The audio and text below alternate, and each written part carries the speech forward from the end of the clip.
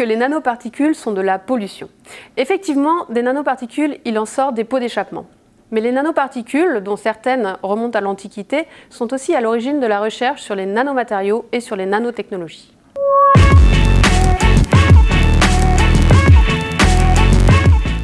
Mais en fait, c'est quoi le nano?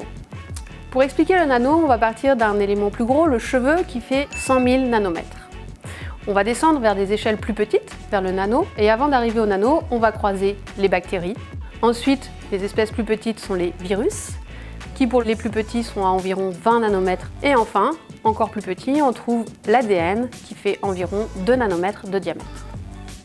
Ainsi, il existe des éléments naturels de taille nanométrique, mais on trouve également des nanoparticules naturelles au sein des minerais.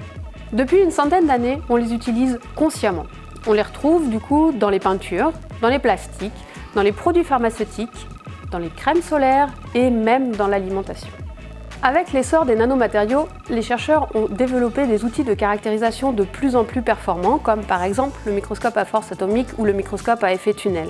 Ces mêmes outils ont ensuite permis le développement des nanotechnologies. Aujourd'hui, les nanotechnologies sont partout.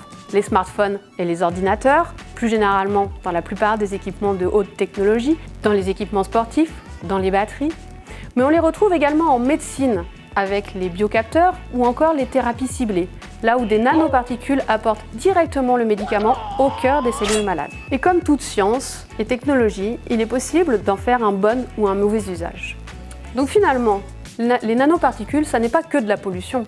On estime même que les nanotechnologies apporteront des solutions à de nombreux problèmes actuels dans le domaine de l'énergie ou encore dans le domaine de la santé.